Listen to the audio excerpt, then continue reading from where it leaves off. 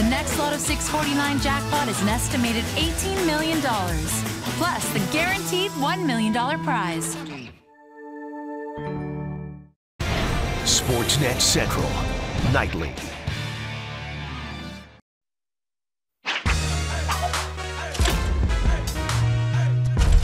Are you ready? Basketball is back in Toronto.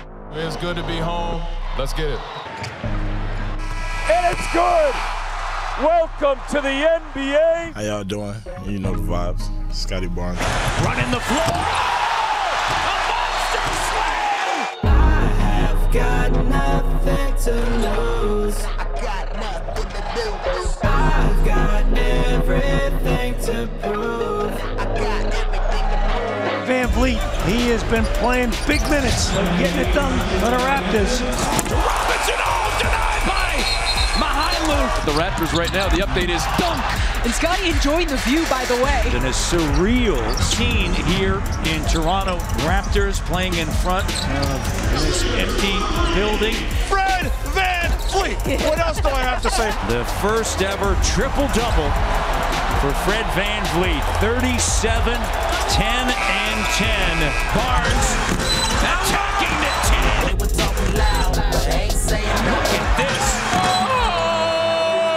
Freddie. Triple overtime victory. OG with a power move over top. From the Toronto Raptors, Fred Van Vliet. Oh, congrats. Well deserved. That's his first All-Star game. Pascal Siakam playing the best basketball of his career. It's Gary Trent Jr. on some kind of tear. 42 from number 33. Raptors have won 8 consecutive with the longest winning streak in the NBA. Making his All-Star debut from the Toronto Raptors, Fred Van Vliet. The Toronto Raptors turned the corner into the second half. Blake Murphy is in studio. He of Fan Morning Show fame, of you should follow him if you do basketball right on Twitter fame. And I want to get to you in a flash, but I do know that you've had to dabble into the hockey world. Of course. Elliot Friedman tweeting out about what we brought up, Jesse, in that first block, getting as close to cap as you possibly can before going into LTIR. That's the way to maximize it. Muzzin will not be hurried back into action after his second concussion in a short span. And then we go through some of the cap projections. Yeah. Could there be a Muzzin going to LTIR to make room for another player? Blake Murphy, Jesse Rubinoff, either one of you at home. Yeah, that's sure what it looks like from those roster moves. Like we saw it back earlier on when they put Mrazek on the LTIR, that you want to get every dollar that you can. And so if a guy makes $785 and someone else makes $775, you want the $785 on the roster before you make that move. It's been nice getting back into the hockey coverage where like the cap stuff is like an easy way in. It's like, oh yeah, I'll be the cap nerd on the show. So when JD and Eilish need something cap or analytics verified, then you know, because Eilish is obviously a former player, she was on here yesterday. She's got that angle covered. I'm just, I'll give you the stats and like I'll explain LTIR a little bit, but yeah. No, I've been saying for a long time, like NHL GMs, people who cover the game, haven't been paying enough attention to how the NBA moves their money around. That's what I thought with the Bush trade was like everyone. It seemed so polarizing online, where everyone's like, "Oh, Dubas is a genius, and he did this amazing job to get to right his Richie mistake," or "You shouldn't have to pay this to get rid of your mistake." And to me, I'm just like, "Well, you took a bad salary." You attached a draft asset to it, and you turn it into a slightly more useful salary. That's NBA trade deadline 101. That's like 70% of it. That's exactly what the Raptors did too with the Thad Young, Goran Dragic thing to take us back there. Exactly what the Raptors did with Thad Young.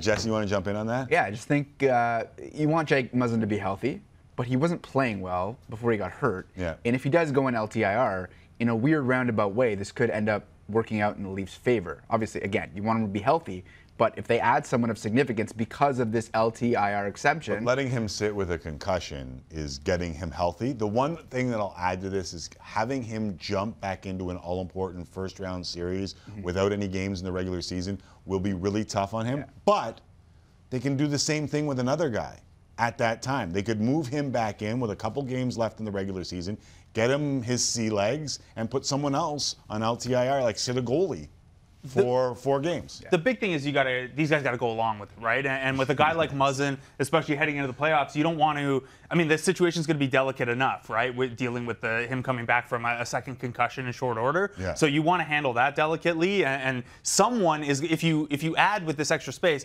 someone is going to have to be like, yeah, I'm cool to sit on LTIR until the start of the playoffs. Right. And your point about coming back from a concussion, look at how when Tavares started the season and those first preseason games, how we were like, okay, like let's ease him in, let's see how he looks and take it cautious. Like I don't know that you want to do that if you're facing a Tampa Bay team in the first round of the playoffs. Or let's make another out-of-sport reference here. Pascal Siakam coming off of shoulder surgery. Yeah. We're going to get into this because Blake Murphy wrote a story on Sportsnet.ca. 10 storylines to watch with the Raptors Eastern Conference down the stretch.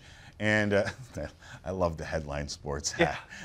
I just love every time I write an article, it's Alex Wong or Will Liu in the thing. You guys are kind of, I don't mind Amy being there, but I was on the show the other day. Get me in there. Yeah, get Blake Murphy on there. Let's go. We'll have to switch up. So you see right there at the top, Pascal Siakam chasing the rare all-star to all-NBA feat as one of the 10 things that you're watching. Bigger scope on Siakam before we nail down whether or not that could actually happen. It's amazing to see how well he has played over the last little while. Absolutely. And the point I make in the piece is that you could take away his first 5 games when he was first coming back, or you can pick a date, like date X and his stats from there. You don't even need to at this point. He's played so well for so long that you see the stats there, 22, 9, and 5 basically, doing it on slightly above league average true shooting percentage in terms of scoring efficiency, carrying obviously a very big scoring and playmaking load. And when you factor in the defense and rebounding, you get down to a class of guys that's like Jokic, Embiid, Giannis, and Siakam when you put in those stat filters. And I'm not saying he's the 4th best player or that he's going to be in the MVP conversation, but anytime you're in a stat filter with those 3 guys, you got to start getting all NBA consideration because there are very few guys playing at both ends at that level over the last 2.5 months. So the effect of the way that Siakam has rounded back into form, and we don't need any I told you so's, and we don't need to turn back and say maybe the bubble wasn't what a lot of people from the outside looking in thought it was. The thing for me is, how good is this team? How good, and I know this is part of the story as well, is this core 5, core 6, if you throw Gary Trent Jr. in the mix? Like, where's the Raptors' ceiling with this group, and how has that changed for you from the start of the year? Unfortunately, even though they've blown away expectations, they had one of the biggest jumps in terms of preseason win over under to now, 36.5 to 44.5. They're 7 games over 500. That's all really good and really encouraging. The fact is, though, the East has a number of teams that have loaded up a little bit at the deadline or just getting healthy at the right time. On top of that, you have the Raptors playing basically those 5 guys all game, every game. Right. And so when you look ahead to the playoffs, well, every other team's going to be able to shorten their rotation a little bit, play their stars a little bit more, and have some of those rotations figured out. The Raptors are already playing at kind of their best, right? They're going full bore. And I would say the one thing that I'd say is maybe a little concerning in even the successful stretch is those 5 players, the starters playing together, have now played 300 minutes together, and they're dead even with opponents. So it hasn't been the starting 5 that's driving this success. They've all been great individually, but it's when they're able to mix and match in either a Delano Banton or one of the big men off the bench. And you don't want to disrupt that starting 5 because it's really important that those guys get the reps together long term. But if you get in a must-win game situation, I don't know that lineup is one I'm playing 16, 18 minutes a game. Maybe it's a closing lineup in the right matchup. You're certainly not rolling with that lineup a lot against a Joel Embiid, That's for example. Really interesting number. That is insane. I don't know if you saw my hamster. Like, as soon as you said the stat, I was like, well, what does that mean? Like, does that mean that guys are taking over games at certain times and they're able to roll with the bench? Because obviously the numbers that we've seen at times from Freddie VanVleet have been off the charts. At times from Pascal Siakam have been off the charts. Scotty Barnes started really strong. He's kind of waned a little bit, but like, I would love to see that play out over a long period of time and really see what that means. Like, what's your best guess on what that is? So, yeah, I think my best guess is probably that it's a little bit of small sample. 300 minutes sounds like a lot, and it's about as good as you could hope for at this point in a pandemic kind of season. for the Raptors. But big picture, it's not that huge a sample. So that's part of it. You can get three-point noise. You can get, hey, some of those minutes are when Siakam's first getting back, or when Scotty Barnes is banged up, or when Fred's banged up, whatever. You can get noise in a 300-minute sample. So that's one part of it. I would also say that that group is still coming along offensively and figuring out who plays what role. And I think that's most obvious when you look at Gary Trent's offense, where he's been tremendous offensively. Such a huge revelation this year, but a lot of his offense comes on his own. It's, hey, the ball swings to Gary. He takes those 2 dribbles in. There you go. You see it right there. The 2 dribbles in, the 1 step back, and there's a 3. Not nearly as many assisted threes as you might like in, a quote-unquote free-flowing offense. I will say, one of the biggest trickle downs I've thought of Siakam's improved play as the season's gone along is it has kind of locked everyone into a more natural role because the ball's in his hands more. This is a lineup where, Siakam hasn't shot the lights out. Scotty Barnes obviously isn't a three-point threat yet. OG Anunoby's having a down shooting year. So if you can have the ball in Siakam's hands and then have Fred and Gary Trent both off the ball, both high-volume three-point shooters, both kicking around 40% as well, then that makes your offense breathe a little bit better. It makes it flow a little bit better. So I'd expect to see a lot more of that moving forward. The Siakam as kind of the pseudo point guard and Fred as more of the 2. Okay, I don't want to give away the entire column because I want people to go to sportsnet.ca and read Blake Murphy's column. But one of the things that I thought of as you were saying that was, were you surprised that it was Thaddeus Young at the trade deadline and not shooting depth, shooting help, and or point guard help? Yeah, it was a little surprising. Obviously some of the names that were out there that didn't end up getting moved would have looked really nice. Like on the Fan Morning Show, we got really excited when Miles Turner's name was out there in the rumors a little bit, because you think about rim protection and floor spacing, and he's such an obvious fit. The truth is there just weren't a lot of point guards that moved around. Maybe that shakes out on the buyout market a little bit, but Dragic was one of the best point guards that moved. And I'm like, unless you really like Spencer Dinwiddie, but that's an iffy contract. So there wasn't a lot of that available. I talked myself into a little bit the Dragic kind of deal for, hey, maybe you can shake a Bogdanovic or a Gallinari free from Atlanta if they want to clear some money. Maybe you can shake an Eric Gordon free from Houston if they don't want that obligation next year. But a lot of those guys didn't move. So I'm not surprised that they just went, hey, this is the best guy available. They've liked Thad Young forever. And they're not going to come out and say this directly because Thad Young's still 32 or 33 and can still contribute. I think a very versatile defensive 6'8 forward who is like a masterful passer for a low usage guy at that position, I think they probably think there's going to be a little bit of osmosis when you look at Scotty Barnes and how you want him to develop and Siakam's growth as a point guard. Like you already saw it in Thad's second game.